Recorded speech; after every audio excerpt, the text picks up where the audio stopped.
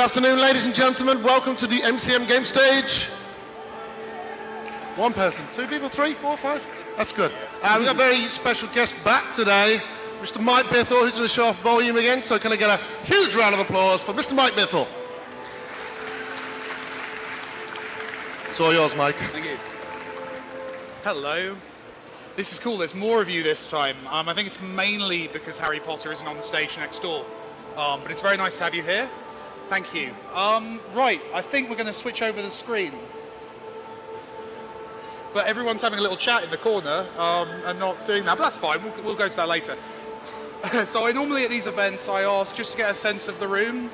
I ask first of all, who in the room has heard of Thomas Was Alone? Awesome. Thank you. That was my last game. It was about rectangles, kind of pretentious, but people seemed to go for it, so that was nice. Well, we're up. Awesome. And how many people in the room have heard about Volume before about 2 minutes ago? Okay, that's cool. That's cool, but we have work to do. So Volume is a stealth game. It's kind of a near future game where you run around in these little rooms, essentially being a Let's Player for crime. That's the idea. It's an update of the Robin Hood legend, the idea being that if Robin Hood were to exist nowadays, he probably wouldn't be just ripping off little castles around the country. He'd be doing it online, broadcasting, streaming, and spreading the word on what he did. Now, with apologies to anyone in the room who's come to one of my talks before, I'm going to quickly show you a little bit of the game, just so you can get an idea of what the game is before I show you the main event, really, of what I'm doing today, which is showing you the editor, which is how you build levels for yourself for the game. Any level made in the game is made within an editor which will be made available to you at launch, so you can make your own stuff and hopefully have a good time with it. But first, let's play a level from the game. I should say before we start, this build was finished about 4 AM last night by two coders and myself. Oh, well, hello, yes. That's cool. That's not weird at all. Oh, no, hello. You carry on. It was finished early this morning, so it's a little bit ropey. We've got a few issues, which we'll hopefully be able to navigate around. I'm going to do the old trick of basically trying to run in areas. He's adjusting my ear as well now, which is odd, but thank you very much. I'm going to avoid the bugs where I can, but if something goes wrong, please see it as an endearing and lovely event that we can share and enjoy together, and not a sign of my lack of professionalism. Okay, we're going to start now. So I'm going to quickly just show you a level. We'll run around in a space. We'll have a little bit of voiceover from the cast. We've not announced the villain yet. We're doing that next week. It's very exciting. I can't do it here, annoyingly, because I think you guys might quite like this actor. But what we do have in the game right now is Rob Loxley, played by Charlie McDonnell, who's a very cool YouTuber, and Danny Wallace, who's returning. He was in Thomas Was Alone, obviously, and he's the kind of the AI companion of the player character. So let's get going. Let's play a level.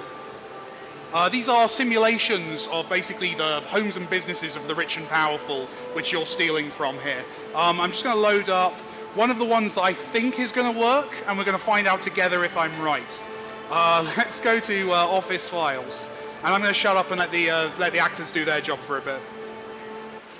Identity obstruction mask activated.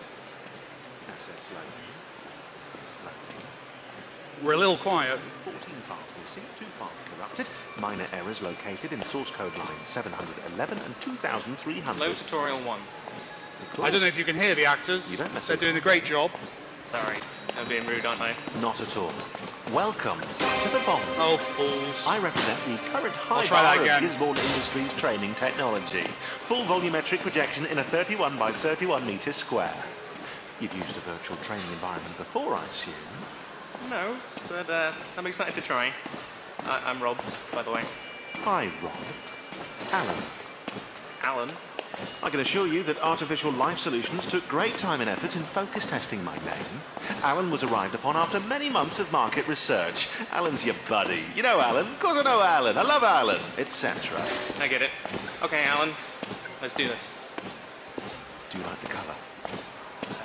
Beautiful. I'm capable of showing 16,000 colours.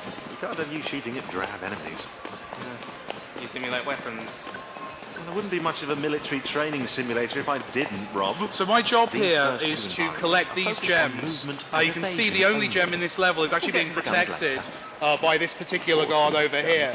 Now, No rush. The way to get around that, there's quite a few options. If he sees me, he's going to kill me.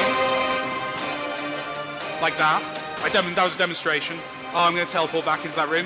What I can do, though, is I can use gadgets to distract and basically trick enemies. The one I'm going to use here is the Folly.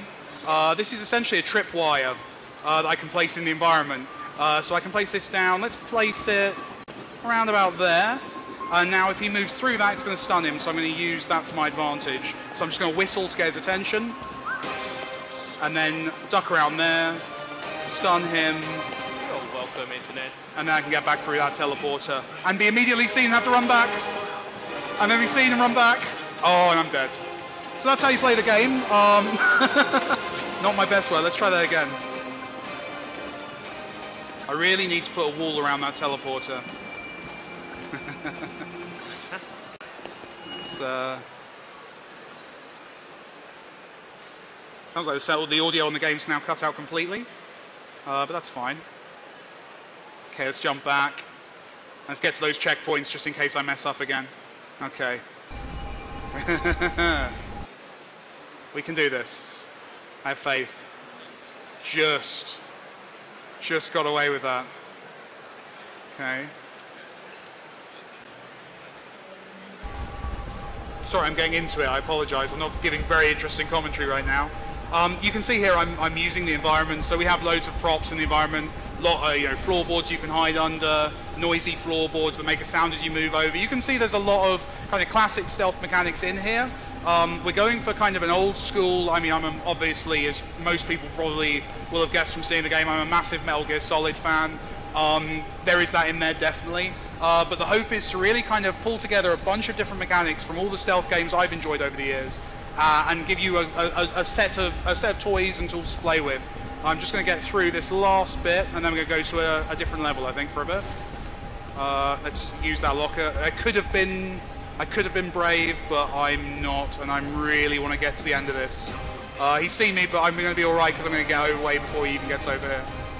There we go. I'll show you some visibility stuff next, actually, which is quite fun.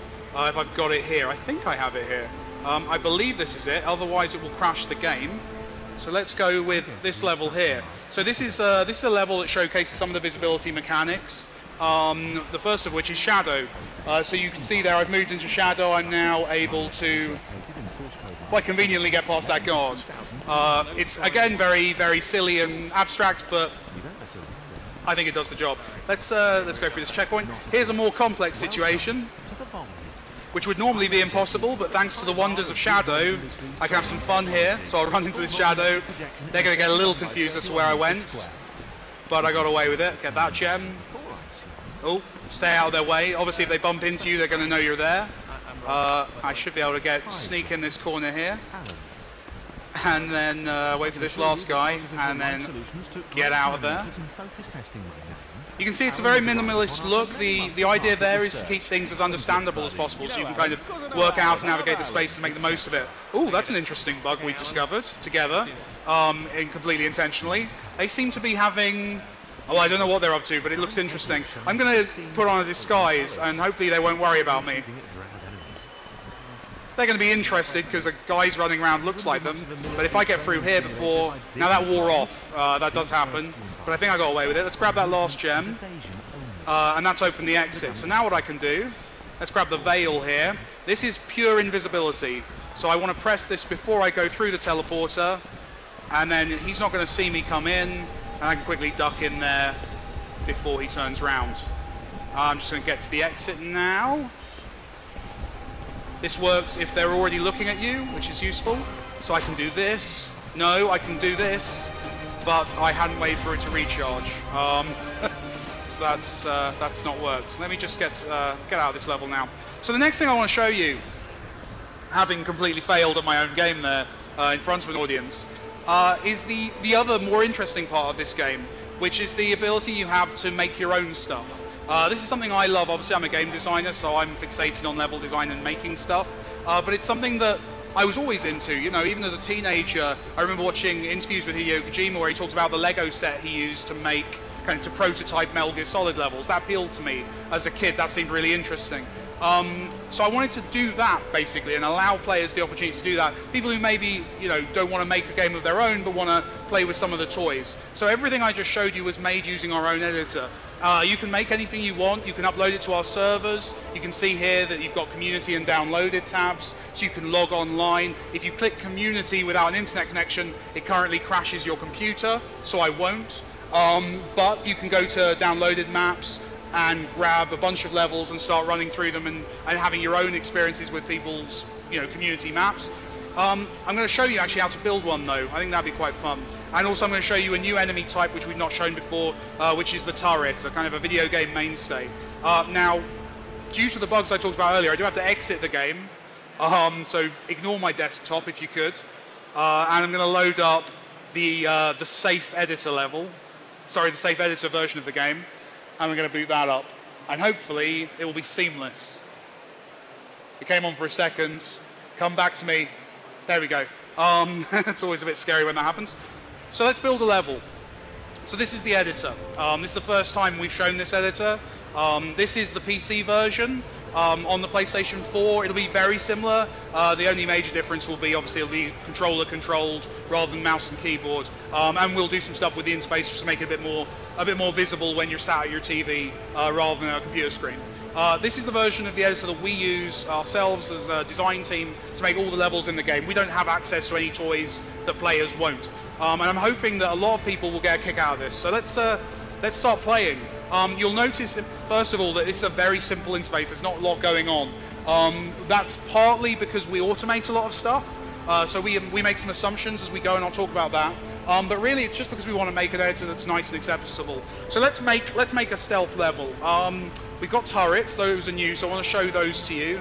We've got some cool environmental objects. I did this yesterday, and I made kind of a house, it was actually a floor plan of my flat. I'm not going to do that this time in case people are watching this video twice. I don't know why people would be watching two videos of the same thing repeated 2 days, but it's possible. So let's make an office. Let's make kind of an office environment, maybe with some kind of weird, creepy military stuff over in one corner. So first of all, the first step with making a level is to start playing with the floor plans. Let's do that. It's really like Paintbrush or Minecraft. You just start drawing out a floor. So that's going to be kind of a big room you start off in. I think we can then have you go into another room where we'll have something else going on. I'm making this up absolutely on the fly. I promise the real levels in the game have a little bit more consideration. Thank you. This is lovely, by the way. We're bonding, man. This is not. Oh, don't stop. So this is fun. I'm gonna I'm gonna make you go into that big room. Then you're gonna exit that room through a. Let's delete that. I want to clean that up. Okay. Oh, I've gone into walls mode somehow. Yeah. Okay, I see. So we then will have a very windy corridor here.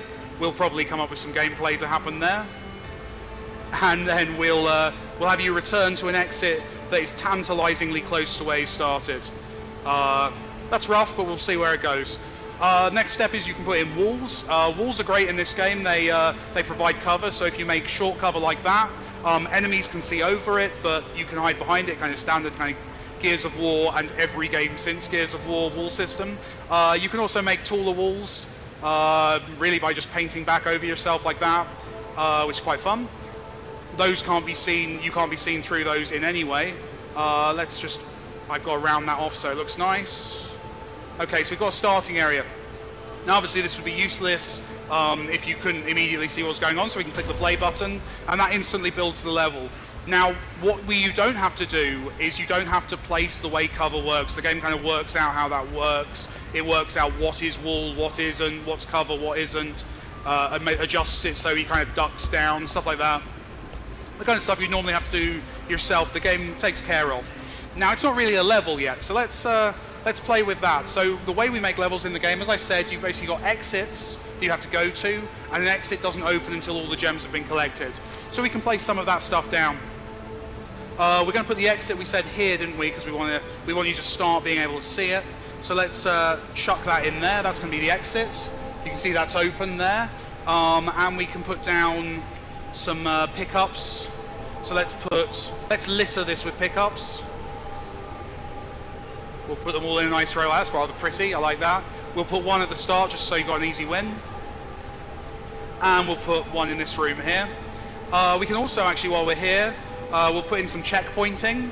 So these save your progress as you go through a level. So if you go through a checkpoint and then you're killed, you go back to that checkpoint rather than anything else. It helps with frustration. My tip as a game designer is put them everywhere.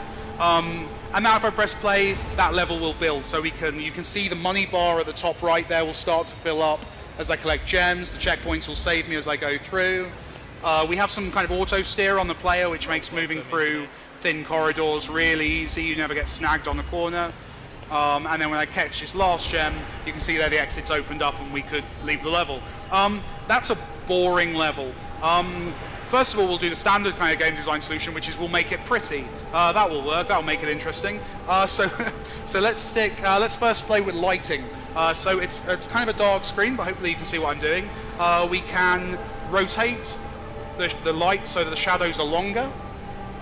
Because of how dark it is, I'm not going to go for proper evening. We'll put them reasonably long, and we can rotate, kind of change where the light is in the sky there, just to get a little bit of variety. So that's looking quite cool there.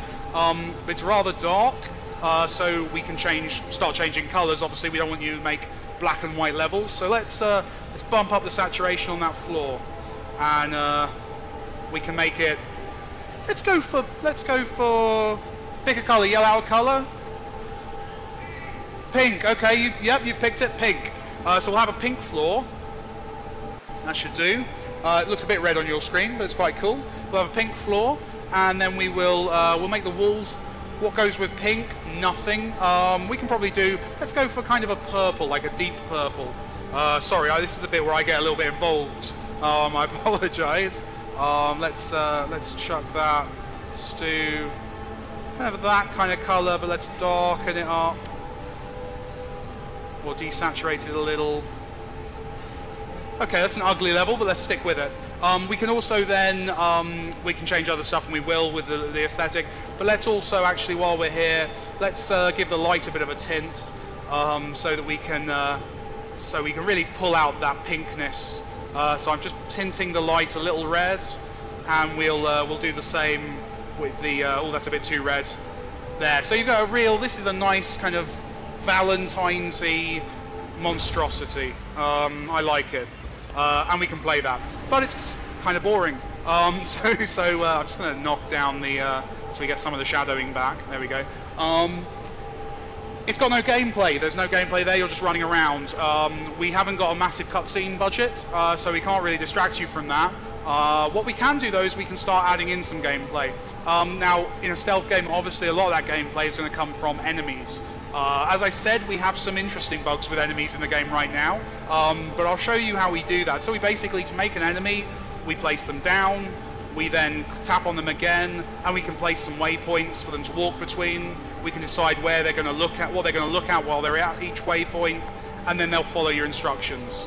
I'm actually going to immediately delete that character because he'll make the game crash if we put him in. But what won't make the game crash currently is the turrets. The turrets are new.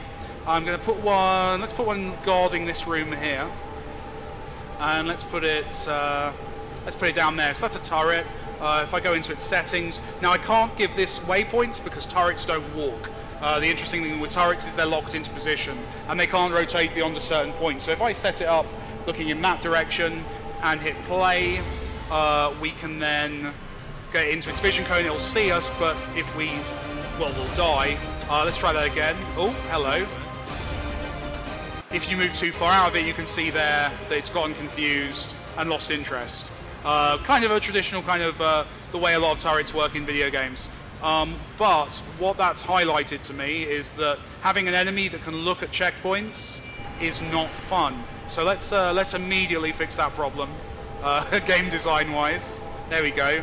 And now if we do that, we should be able to get into its vision cone. No, not quite. It's a bit too fast, and it's still not worked. Let's make that wall a bit longer. There we go. So that should save us. There we go, and I can get out of it. And he'll lose interest, and he'll go back to his default position. And we can avoid that. that's a nice easy turret. That's not going to cause us too much harm. That's kind of quite easy gameplay-wise as people make it through the game. But we want to give it some challenge. So let's take this gem and let's get rid of it. And let's put that directly in his vision. So obviously now, if the player wants to get that, they can. Let's try that. Quickly test that out. Now I think I should be able to run in, get it, and leave before it kills me. Let's try. Not quite. Okay. So that's not going to be good fun. But what we can do is we can take it. I'm going to put it a little bit further out, just so it's enough of a challenge. I want players to feel a little danger when they get that gem. So they should be able, if I can just go boom and out. There we go. And he's a little confused as to where I went. We need to add some sound effects so you get kind of an R2-D2 beeping. Okay, so that's quite easy. We'll put that in. But I'm feeling like we can do more. I'm feeling like we could make this really add a little bit more challenge. So what I'm going to do is I'm going to put a wall like this there. Now, as I said before, these walls will disguise you from enemies. You can't be seen through. As long as you're using it as cover, you're fine. And I'm going to actually put a gem here. And this time, I can now go into cover, get that one, and I hope. Let's find out if I can run this. There we go, and that feels good now. That's a nice little challenge with that turret. So I'm going to leave that in. Next we have this corridor. I'm feeling like we should do something with this. It feels a bit boring. Let's put one turret here. Turrets need floor to stand on. I'm going to actually just move him back one, and I'm going to put him there. And actually his default rotation there is great. And I'm going to put, I want to make this a bit more interesting, so I'm going to put two tall walls there. And now at runtime, okay, so one nice thing about playing with the editor is, obviously you don't want to have to run through it each time. You can actually cheat and move the player in the editor. So let's see how this feels. So here, he's incredibly constrained in his view because of those walls. And I think that'd be quite fun to run across and then run back out of. And actually, he can't see me there. That's good. And get through. It's a kind of a similar idea to what we've done there, though. So I'm just trying to think if there's something we can do that's a bit more interesting. No, I think I'm going to leave that as is. I can also let's add another turret, because I feel like we need one more just to make this interesting. And let's put that right here, which is a bit cruel. Now, that's going to obviously kind of scupper the player, just a little bit.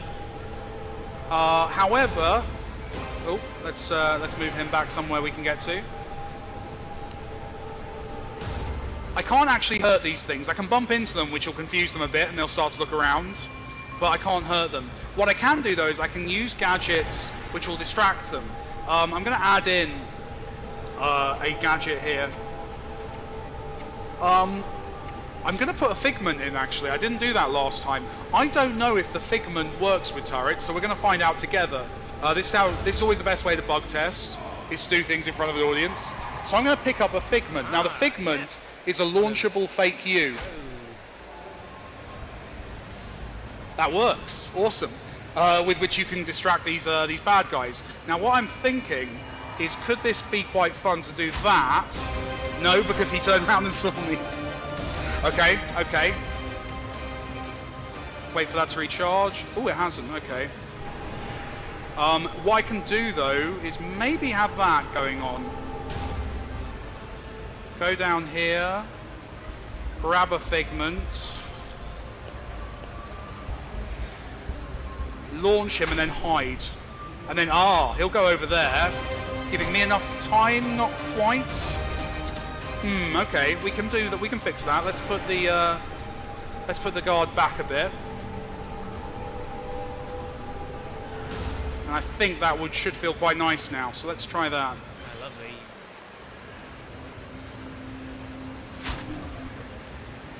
these. Sneak through and get through. Cool. It's tight, but that's quite nice. because it's so tight, and I don't want the player to really suffer. I definitely don't want them to have to deal with all this again.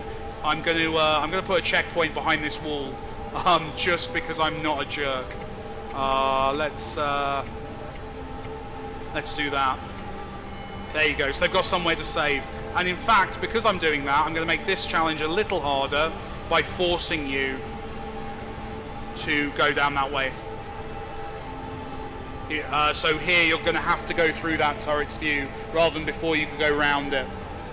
So that feels quite nice. That feels like that might be quite cool. We've got a lot going on here. We've got these walls you can jump between, or you could use the figment again in theory, which feels quite nice. We've got a level, basically. This is some gameplay. Let's put the player back at the start. Let's have him rotated so he faces the game. Now what we could do is we would then dress this level so we can chuck in a load of assets which will make it look a bit cooler. I'm aware though that we're running a bit low on time, so I'm just going to have a check. Yeah, so what I'm going to do actually is I'm going to play this through and try not to die too many times because it'd be embarrassing, while we start doing a Q&A, if that's alright. Is that cool? So we're going to have a mic come round. Anyone who has any questions about the editor, about volume, about Thomas Was Alone, whatever, just grab the attention of this gentleman here, and he should come over. I'm going to try and play the level and get it done before the first of you gets the mic. Go. Right, okay. So put your hands up if you've got a question. There we go, we have some. Oh, yeah, you got one. Cool. Question. Yeah, for a game like this where you're looking to have community levels be a big part of it, do you have any worry that day one players seeing very few levels online will be any kind of deterrent to creating their own levels, or do you have any way of getting around that as a concern? Is the question about moderation, is kind of how to make No, just about day one user players not seeing any levels on the sort of community levels, and whether you think that would be a deterrent or if there's any to creating levels. I'm really sorry, I can't hear what you're saying, Laura, sorry. Sorry. Day one, there's not going to be any levels on the game for the community levels. Do you think that's going to deter anyone from creating their own levels? And if so, do you have any kind of thoughts on how to get around that? Okay, cool. So that's a good question. So yeah, how do we make that first batch of people start doing it? The honest question is we're actually going to have a lot of story stuff. So obviously we're not relying on this content. You know, there'll be... I've said 100 levels. I'm regretting that every day. But we've said 100, so it'll be 100. There'll be 100 levels which will be in the story. So there'll be stuff to play on day one. But that's a very specific question, the kind of how do we get people rolling on that content? What we're going to try and do is we're going to actually have a bunch of people make levels before the game comes out. So there's going to be a bunch of basically my indie Illuminati mates. Conspiracy are going to be making a bunch of kind of levels and stuff, which when the game launches will be in there, so people will be able to see the kind of some stuff made hopefully by people they've heard of or like, and start kind of jumping into that community from the first moment. That's the hope. So yes, that's my answer to that one. I'm going to try and do this because this is tricky. Let's try. Do you want to concentrate? Should we wait? Oh, he's done it. Right, question. Basically, my question is there going to be the levels that are going to build in from the community? Are they going to be cross-platform, basically? So that's a fun one. That is so much more complicated than you expect. So the question was, will maps made on PlayStation 4 be playable on PC or Xbox One? The short answer, and the answer that kind of might get me in trouble, is there is no technical reason why they shouldn't. So it should be, we're going to build the system to allow everything to communicate. What we've run into with certain people is that they don't want other certain people's levels on their version. So you might notice a few weird omissions. You might notice that maps made on one, say, platform won't appear on another, say, platform. If that happens, it'll be unfortunate, but we've got to go with the desires of the people who are letting us release the game on their console. So hopefully, though, we'll get everything across the board. We'd like that. Okay. In Thomas Was Alone, it had David Houston doing all the music, wasn't it? Yeah, David Howson, yeah. That's the one. That's right. Is he going to return in this as well or not? He is. Unfortunately, we've had some issues with the audio system, so you've not been able to hear some of his work. But yes, he's back. He's a brilliantly, awesomely talented composer. Thomas Was Alone was his first game. He was just fresh out of uni, basically, and I got to the end. Woo! Okay, that's a finishable level. So that was his first experience coming out of university, and it was a pleasure working with him. Yeah, we're going to be working together again. He's already composed, I think, about 3 of the tracks. Out of, I think he's doing about 10 for us, so about the same as Thomas Was Alone. And what's really cool is we're doing much more procedural stuff in this game. So in Thomas Was Alone, we had kind of randomization that you'd get different chunks, so the soundtrack never sounded the same twice. In this one, it's actually reactive. So as you play through the level, in moments of high tension, the music ramps up and you'll get faster, more scary music. And then, you know, when you're really owning the space and doing a good job, that'll ebb away and it'll become more calm and kind of sedate and stealthy and sneaky. So he's doing great work. He sent me a new track last night, actually, which I've yet to reply, but if he's watching, that's a really good track. I'm really happy with it. So he's doing a great job. And it's a point for me of awesomeness that everyone who worked on Thomas Was Alone is working on this. There's no one left behind. Everyone's kind of jumped on this one. Marvellous. Any more questions? Can I see hands? Am I blinded? More questions? Any hands? Oh, there's one there. And Hands one in the front there. Here we go. Hi, just wondering, will there be a sort of multiplayer mode for it? Multiplayer. So no is the short answer. In terms of, for a few reasons really. I mean, multiplayer is very challenging on an indie budget, and getting servers running. You know, even the biggest companies in the world struggle to get their servers working all the time. So that's a fear for me. Is I want to make sure that everyone can get the best experience. That said, I love co-op stealth. So maybe we'll experiment with that. A lot of it will come down to kind of how popular the game is, whether people buy it, you know, can I afford the coders to get that done? It'll be a fun thing to play with. It's definitely something I'm thinking about. I'd love to see that in the game. Brilliant. We totally missed your demo because we were queuing up to get back in, so sorry about that. But hopefully we can see some stuff online. Yeah, I think this has all been saved. Yep, I'm getting thumbs up. It's all online. There you go. Cool. Just wondering how many people on your team and how long it takes to do something like this. So the how long it takes, we're at. We started. I quit my day job. I got the first paycheck through from Thomas Was Alone, and quit my day job in February of 2013. So we've been going for nearly 2 years now. Well, year and a half, nearly 2 years. We're hoping to kind of have it released. We're saying next year. I'm hoping for the kind of the first half of next year. So it's probably the game is probably going to end up taking about 2 to 2.5 years, which is a pretty substantial chunk of time. It's not 5 years, which is kind of the indie upper limit, but it's quite high. In terms of number of people working on the game, we don't have kind of a conventional office where we're all sat kind of at desks. Everyone kind of works freelance basis, so we kind of all work from home. In terms of the number of names on the credits, I think we're about 25 names now in terms of people who have at some point had an impact. And that varies from me, who works on the game, 8 days a week, through to, concept artist who maybe does 3 days a week, right down to someone who maybe does a day a month. So when I say 25 people, don't imagine a bank of computers with that many people working all the time. But yeah, it's a great, cool community of quite a fair number of people who've brought their own unique skills to this. It's weird. It's awesome. It's very cool to be working with them. And the sessions will be on YouTube, Rosero Network. So check that out if you want to see that. And you can watch exactly what we've just seen. Here we go. Twice, because I did it yesterday as well. There's 2 versions. I was better yesterday, I'll be honest. You said that Charlie McDonald is also doing a voice in this. Charlie's doing a voice, yeah, Charlie McDonald. How did that collaboration come about? Did you approach him or did he approach you? The Charlie one, so for people who in the audience knows who Charlie McDonald is? Okay, a reasonable number of people. Charlie McDonald's a YouTuber. He does Charlie Is So Cool, he's a vlogger, he's awesome. And yeah, massive. If you're over 18, you've probably not heard of him, that's fair enough.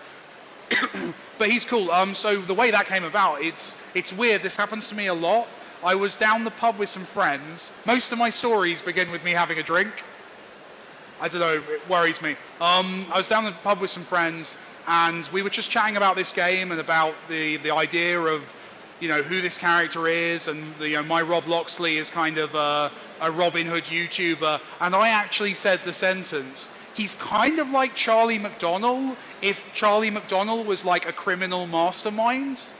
And then just one of my mates at the table was like, oh, I know Charlie, do you want his phone number? He should be in it. It's like, okay. And that's just, so it just kind of happened from there. It's a weird thing where we happened to have a couple of mutual friends. And then, yeah, me and him, we had a meeting in the Google headquarters because he doesn't have an office, so we went and met at YouTube, basically, and got a little corner room and chatted about the game for hours. And yeah, he's been amazing to work with. He's also a massive indie games nerd, so he, like, demands builds. Like, if he's not played the game for a couple of months, I'll get an email going, can I play the game, please? And his feedback on the lot, he always gives these long feedbacks of kind of, this is what should be changed. And his last email he sent to me was, wow, you made me cool. I'm like, yes, I did. And don't you forget it. So it's been cool. He's been a real pleasure to work with. He's a lovely guy. All of them have. Danny Wallace is just the nicest man, who I'm announcing next week. He's just the friendliest, sweetest human being as well.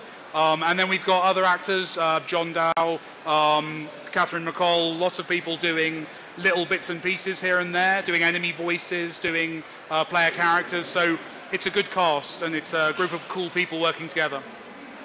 Marvellous. So in the demo you were showing for building stuff, you mentioned there was like a light editor where you could change where lights looked and such. Do you see people making things like, or is it possible to make like dark maps where you need like gadgets to like ping yourself around and stuff, or like how do you see that going about? So did you just say, you said like people making intentionally difficult to play maps? Yeah, like just dark maps so you can't see and you need like gadgets to ping around. Is that like possible? It's an interesting one. We have a lot of checks in the game that make sure you're, you know, not uploading maps, for example, that can't be completed. So in order to upload a map, you have to be able to do it. We also check for kind of, you know, swearing, expletives, you know, unpleasantness like that. We don't check for trolling though. So if you want to make a map that is a real pain, and as long as it's technically solvable, you're absolutely allowed to upload it. However, we also have a ranking system and a flagging system. So if it's really bad, you'll get 1-star reviews. You might get flagged. If it gets flagged enough, that means basically me or someone who works on the game checks it. And if we think it's funny, we might let it carry on as a 1-star evil level. But if it's, you know, so we'll see. You can't protect against really, you know, you can't protect against bad design. That's not something we can check for. We do a few things to make sure levels always look sort of cool. You know, things like you may have noticed when you place objects, they all match the same color scheme. We do a fair bit to try and make it so that the levels are as cool as we can make them. But at the same time, we don't want to constrain you. I love the idea of people making like shadowy levels. Another thing that's really cool is for localization of the game, and this probably won't happen on console, but on PC it will, where basically all of the translations are stored as text files, which means if you want to make your own translation of the game, you can. And that's mainly intended for, you know, someone who speaks a language that isn't in the kind of the set that we get launched with to be able to translate locally. But if there's not a Klingon translation within the first 6 months, I'm going to be disappointed. And I want Pig Latin. I want translations that put every other word as a swear word. I'm not going to help you distribute that, but I'm going to laugh when I see it online. So it's really about trying to let people do their own thing. And one of the ways people express themselves is with some good old-fashioned silliness. So I'm all for that. Brilliant. What were your influences for Thomas Was Alone? I'm sorry, I'm really struggling to hear. I apologise. Can you? What were your influences for Thomas Was Alone? The influences on Thomas Was Alone. Kind of everything. Like in terms of game design, like I love, like obviously it's, you know, it's a platformer, so Mario, Sonic, you know, every platformer ever made. In terms of the idea to do it, I guess I was kind of I was just influenced because I was seeing all these indie games coming out. You know, I was working in traditional dev, so I was working on like Wii minigame collections and third-person shooters and kind of a bunch of different stuff. And I was seeing all these like 1 or 2 person teams making really cool stuff and getting to kind of live off of doing that. And I was jealous, you know, I wanted that job because I was just like employee 50. So that was the big kind of push for me, was I wanted to be one of these indies. That really appealed to me. In terms of like the story and character stuff, I'm a big Douglas Adams fan, and that kind of, I think that seeps in. I'm actually a big Danny Wallace fan. Like Danny Wallace, as well as doing amazing voiceover for my game and Assassin's Creed, he's also a really cool writer who has kind of some similar sense of humor to me. So I was kind of, there was a little bit of Danny Wallace inspiring Thomas, which was one of the cool things about him coming into the game and actually, you know, performing in it. So yeah, so lots of things basically. Thomas Alone was a whole heap of things. Brilliant. And we have time for one more question, and the question is, no pressure. I've completely forgotten my question because you walked away and I assumed you weren't going to let me ask it.